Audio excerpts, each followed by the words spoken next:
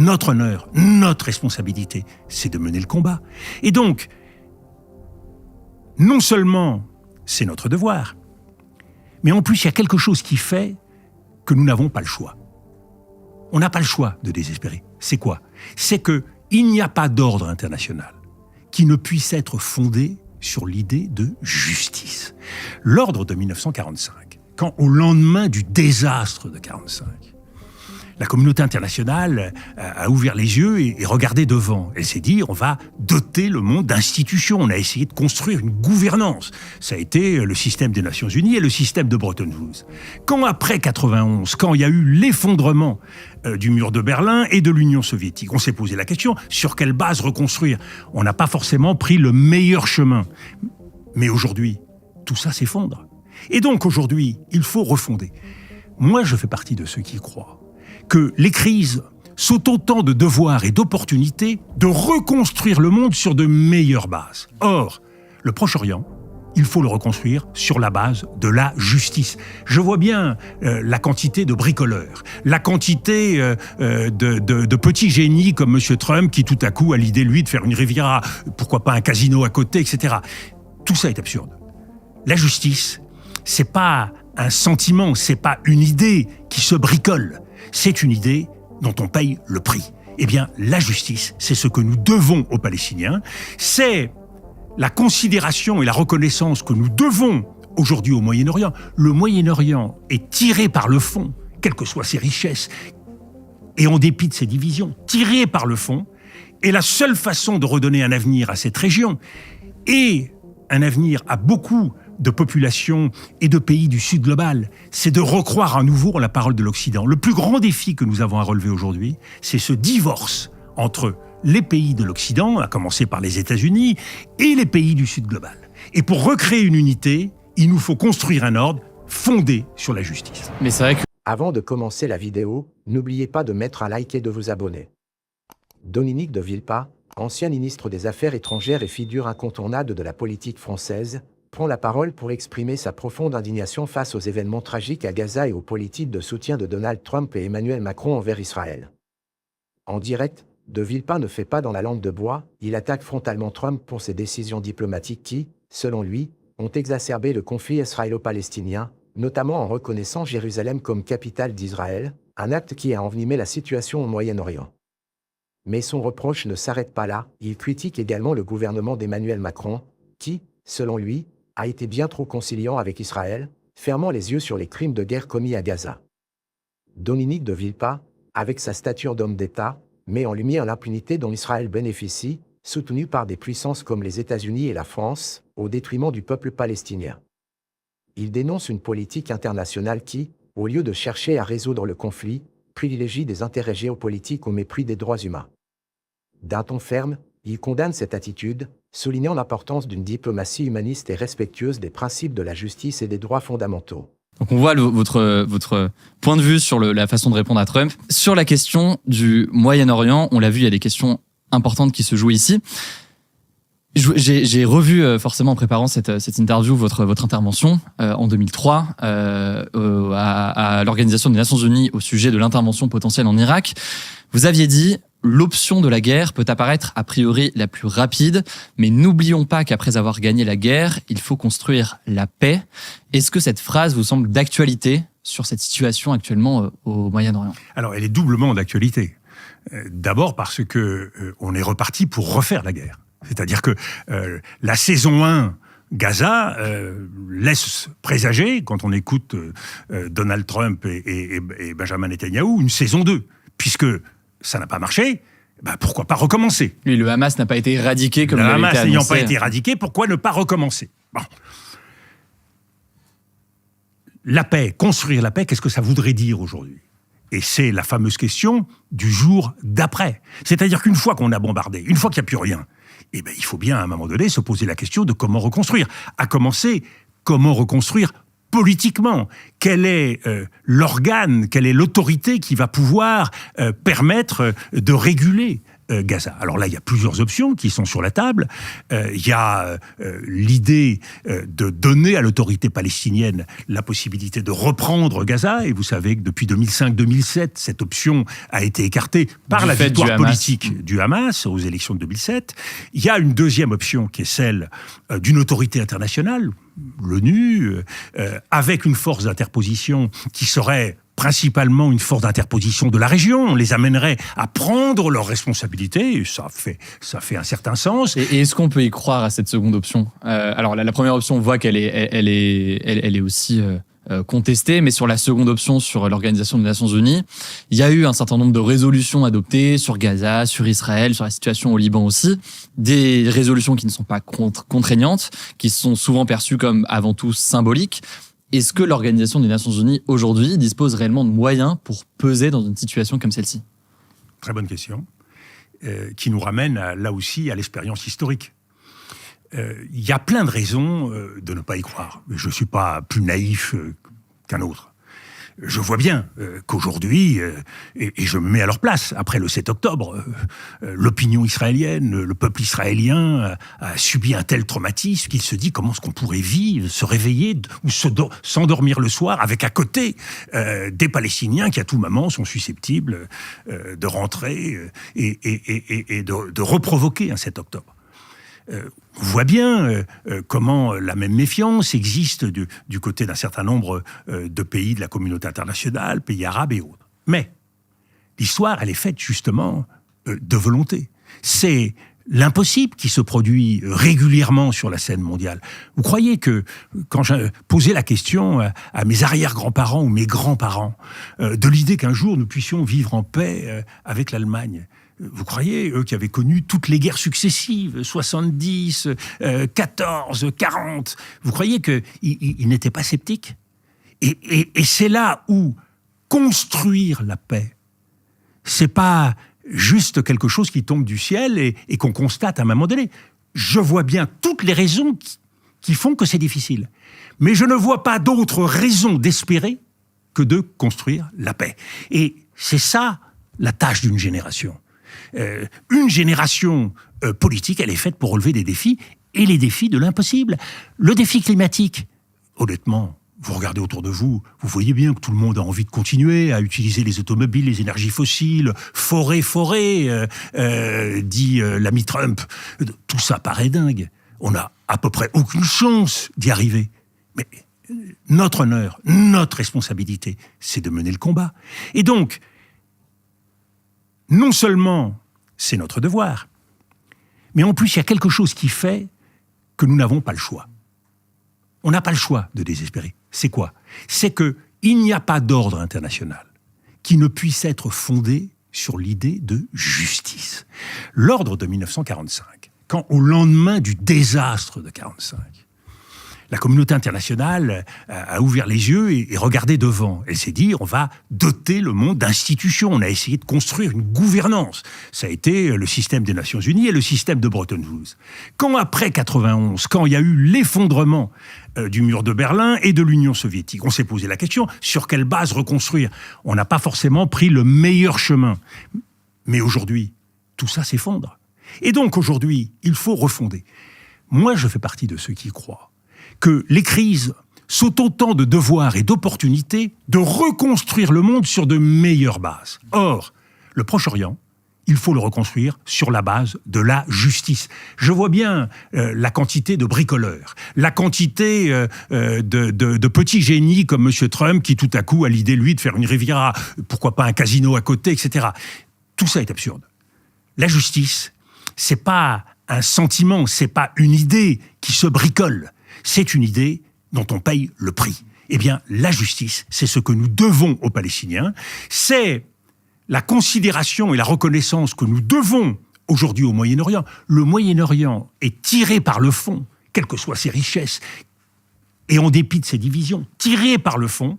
Et la seule façon de redonner un avenir à cette région, et un avenir à beaucoup de populations et de pays du Sud global, c'est de recroire à nouveau en la parole de l'Occident. Le plus grand défi que nous avons à relever aujourd'hui, c'est ce divorce entre les pays de l'Occident, à commencer par les États-Unis, et les pays du Sud global. Et pour recréer une unité, Il nous faut construire un ordre fondé sur la justice. Mais c'est vrai que vous avez parlé de ce traumatisme. Alors, traumatisme en Israël depuis le 7 octobre, avec évidemment le bilan humain et le traumatisme au sein de la population. Traumatisme aussi, évidemment, à Gaza, avec ce bilan humain qui est immense, la situation humanitaire encore en ce moment, les destructions, y compris de bâtiments, qui sont absolument massifs, et les chiffres le montrent. On voit quand même que c'est un enjeu qui est inédit, et j'entends qu'il y a la solution de l'ONU, par exemple, qui se présente notamment. On sait aussi, du coup, ses limites. La question qui revient à nouveau, c'est tout de même la question du poids de la France dans des discussions comme celle-ci. La France, visiblement, n'était pas vraiment dans les discussions pour le cessez-le-feu ces dernières semaines. C'était surtout les États-Unis, c'était le Qatar aussi. Est-ce que la France a réellement un rôle à jouer ? Il y a cette position historique sur la solution à deux États qui est toujours présente, mais sur la situation telle qu'elle est aujourd'hui, est-ce que réellement on a un rôle à jouer ?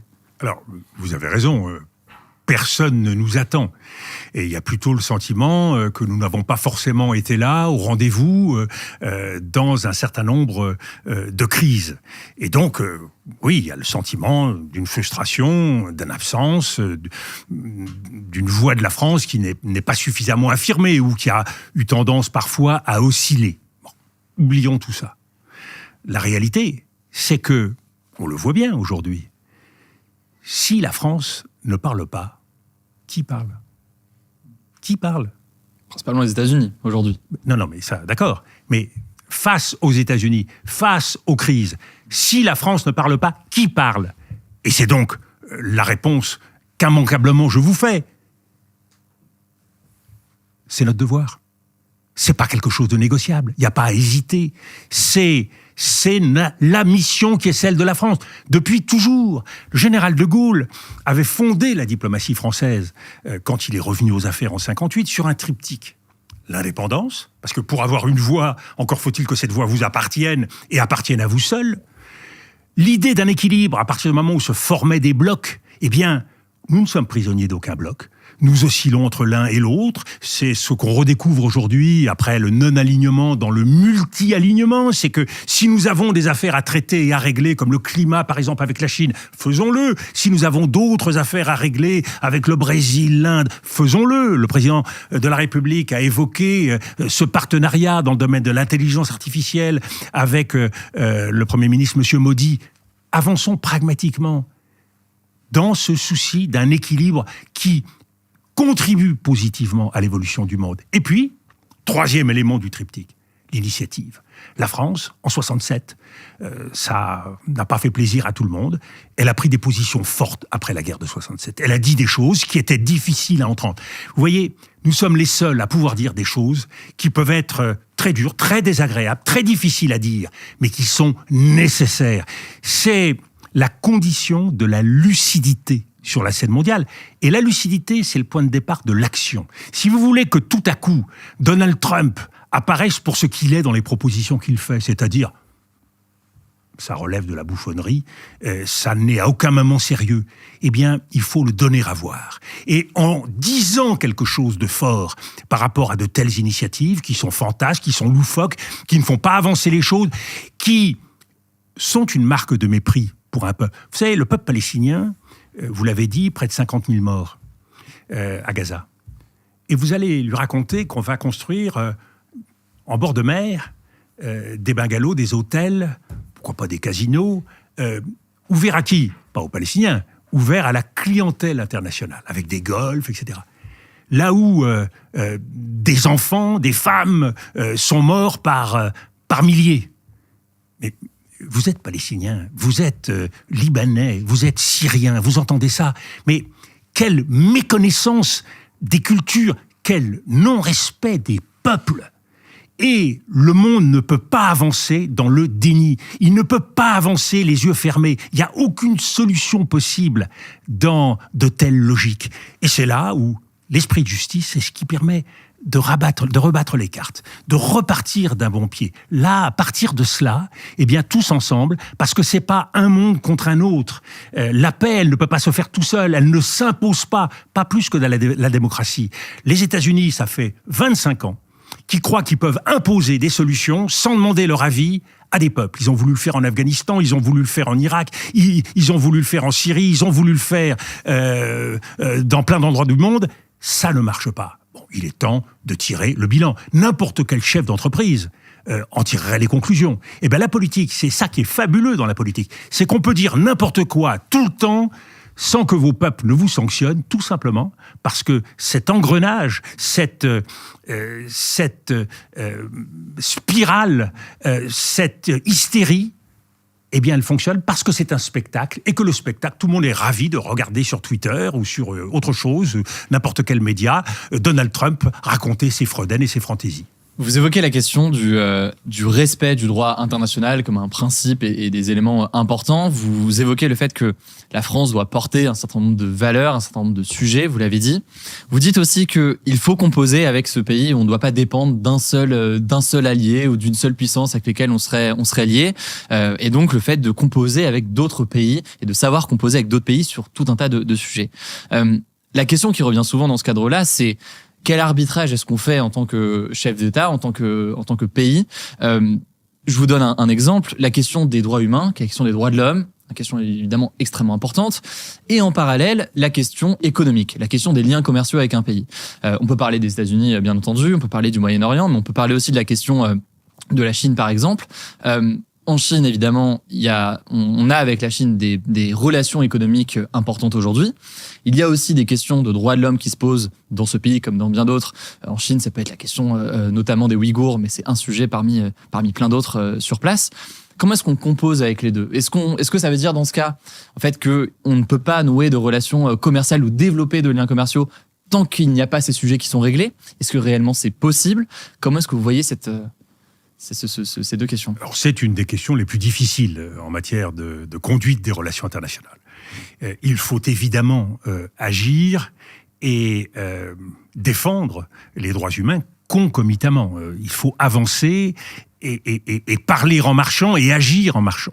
On ne peut pas séparer les deux. Si on pose comme condition le respect des droits humains à un moment historique où ils régressent à peu près partout sur la planète, eh bien, on a assez peu de chances de pouvoir être efficace sur la scène internationale.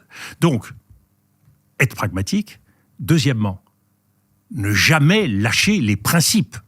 Voyez-vous, quand par exemple, nous avons des grandes institutions internationales, la Cour internationale de justice, la Cour pénale internationale, qui prennent des décisions difficiles, nous ne pouvons pas tout à coup nous dégager et nous retirer et moyenner de façon à pouvoir défendre nos propres intérêts. Comme on a vu la France essayer de le faire en ce qui concerne la décision de la Cour pénale internationale sur les mandats d'arrêt concernant Vladimir Poutine et Benjamin Netanyahou.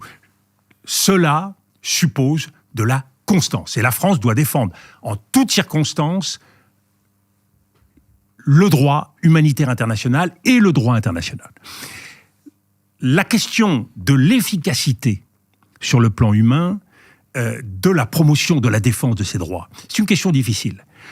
On peut considérer que parfois la discrétion est préférable. Tout simplement parce qu'il y a une logique qui pèse très lourd dans le monde d'aujourd'hui, dans un monde qui est marqué par le ressentiment entre des États et des peuples, qui est la logique de face. Si vous envoyez à la figure de votre interlocuteur publiquement un certain nombre de choses, tenez, je vous donne la liste des gens qui sont dans votre prison, il faut les sortir immédiatement. Et que vous ne respectez pas vous-même certains principes à côté. Et qu'en plus vous ne les respectez pas, eh bien votre interlocuteur se braque. Donc il y a une règle d'expérience que je pose, il faut être cohérent, et il faut être responsable. Ça veut dire qu'il faut donner l'exemple. Une démocratie, si elle ne donne pas l'exemple elle-même, ce qu'on nous renvoyait à la figure un certain nombre de pays autoritaires au moment de la crise des Gilets jaunes, quand vous voyez des jeunes éborgnés sortir des manifestations ou des situations qui apparaissent difficiles dans telle et telle région de France, eh bien évidemment, les leçons que vous donnez apparaissent comme singulièrement deux poids, deux mesures. Donc le deux poids, deux mesures, il faut l'éviter. Mais, et c'est là où je crois qu'il y a la possibilité de réconcilier les deux, toujours se battre sur les principes, choisir la façon la plus utile de faire avancer la défense de ces droits humains concrètement. Vous voyez, on a aujourd'hui 3 Français qui sont retenus en otage en Iran. Eh bien, oui, tous les jours, il faut être à la tâche pour essayer de faire progresser la zone. Pareil avec l'Algérie pour Boualem Sansal. Ça fait partie des choses... par tous les biais, tous les moyens, de toutes les façons, il faut essayer de faire progresser la volonté qui est la nôtre, de faire avancer ses droits. Donc oui, c'est un combat. Il n'y a pas de solution toute faite. En tout état de cause, la logique de l'escalade ne donne que rarement les résultats espérés. Sur la question de l'Ukraine, je voudrais qu'on en parle quand même rapidement parce que c'est forcément un point important. Donald Trump, on revient à lui lors de sa campagne, avait promis de régler la guerre en 24 heures. Alors son équipe a admis depuis que ce serait visiblement un petit peu plus long. C'est pas très surprenant. Alors les États-Unis, on en a parlé nous dans nos formats, ont prévu de présenter bientôt un plan qu'ils présentent comme un plan pour la paix. On en revient à la question du rôle de la France et de l'Union européenne dans ce cadre-là. On sait que l'Ukraine dépend massivement de l'aide des pays occidentaux, en premier lieu des États-Unis, d'un point de vue financier et militaire. Est-ce que là aussi la France et l'Union européenne peut avoir son mot à dire dans ce cadre-là, lorsque l'on sait que si demain les États-Unis disent « nous, on n'aide plus l'Ukraine, on ne finance plus l'Ukraine », on a du mal à imaginer l'Union européenne pallier, on va dire, ce déficit du côté américain. Oui, et en même temps, on ne peut pas faire sans l'Europe. La question, par exemple, puisqu'il y a deux grandes questions, deux grandes corbeilles de négociation. La première, c'est la question des territoires. La Russie veut 20-22% des territoires, les 4 provinces. Donc, cette première question des territoires et le corollaire de la question des territoires, en échange, éventuellement, s'il fallait imaginer que ces territoires puissent, dans le cadre d'un traité de paix, première option, être concédés, quelles seraient les garanties que recevrait l'Ukraine ? En matière de protection. Alors que nous savons que les États-Unis ne sont pas prêts aujourd'hui, et certains Européens ne sont pas prêts à considérer l'adhésion à l'OTAN. Donc, dans les garanties qui peuvent être apportées, quels sont les États qui sont les mieux placés pour apporter ces garanties ? Dès lors que la question de l'intégration à l'OTAN n'est pas sur la table, par définition, c'est une garantie qu'apporteraient les pays de l'Union européenne. Donc vous voyez bien, on est incontournable dans le règlement lui-même. Donc le fait d'imaginer, ce qui est intéressant, c'est que cela a été imaginé, et cela est imaginé par l'administration Trump, de ne pas avoir l'Europe à la table de négociation, à quelque chose de très farfelu. D'autant plus que à l'heure de la reconstruction, parce qu'il y a bien un moment, quand on a tout détruit, il faut bien se préoccuper de savoir qui reconstruit et avec quel argent. Nous savons tous que c'est au premier chef, puisque Donald Trump a posé comme règle de base de sa politique de ne pas payer pour les autres, et même de ponctionner les autres autant qu'elle le peut, parce que quand il s'agit d'élever nos dépenses à 5%, bien évidemment, une des conditions qui va avec, c'est d'acheter le plus possible d'armement américain. Donc nous voyons bien, l'Europe est incontournable. La France est dans une position elle-même singulière et particulièrement décisive. Nous sommes, dans l'Union européenne, le seul pays qui dispose de la force de dissuasion et d'un siège au Conseil de sécurité. Mais nous disposons de la force de dissuasion. Donc nous avons la capacité, par exemple avec les Britanniques, qui ont eux également, même si elle est largement dépendante des États-Unis, une force de dissuasion, nous avons la possibilité d'un effet de levier. Ça veut dire que sur le plan des stratégies, sur le plan des réflexions, sur ce que pourrait faire une éventuelle force de dissuasion stratégique européenne, il y a peut-être un certain nombre d'éléments qui peuvent être imaginés. Ça, c'est la perspective d'un traité de paix. Nous voyons que cette perspective d'un traité de paix, elle est difficile et peut-être malheureusement lointaine. Pourquoi ? Demander à l'Ukraine aujourd'hui, État souverain, indépendant, de concéder plus de 20% de son territoire. Reportez-vous à la situation de la France après 1870. Demandez à la France d'accepter que l'Alsace et la Lorraine restent définitivement allemandes. Ça vous paraît quelque chose de réaliste ? Quand on relit Alphonse Daudet, quand on relit tout Maurice Barrès, on voit bien à quel point la dimension sacrée des territoires, des provinces perdues, ne cesse de grandir et de grossir. Donc, le scénario le plus probable n'est pas celui d'un traité de paix, c'est celui d'un accord de cessez-le-feu, peut-être d'un armistice, le scénario coréen, entre les deux Corées, c'est-à-dire qu'on gèle la situation. Et qu'à partir de là, on ne dit pas quel sera définitivement à l'avenir le statut de ces territoires, on gèle, on met entre parenthèses cette situation, mais par contre, ça n'enlève rien à la nécessité de trouver des garanties pour que la guerre ne recommence pas dans 6 mois, dans 1 an. Et ça pose la question de quel type de force. Est-ce que c'est une force d'interposition européenne? Est-ce que c'est une force d'interposition internationale dans le cadre des Nations Unies? Là, il y a une réflexion, il y a des modules à imaginer. Pour conclure cette vidéo, l'intervention de Dominique de Villepin résonne comme un appel puissant à la responsabilité internationale face à l'impasse tragique du conflit israélo-palestinien. En dénonçant avec vigueur l'attitude de Donald Trump et Emmanuel Macron, il met en lumière les dangers d'une politique de complaisance qui ferme les yeux sur les crimes commis à Gaza. Selon lui, ces politiques sont non seulement une faute morale, mais aussi un échec diplomatique majeur, qui aggrave encore la souffrance du peuple palestinien et compromet toute chance de paix durable dans la région.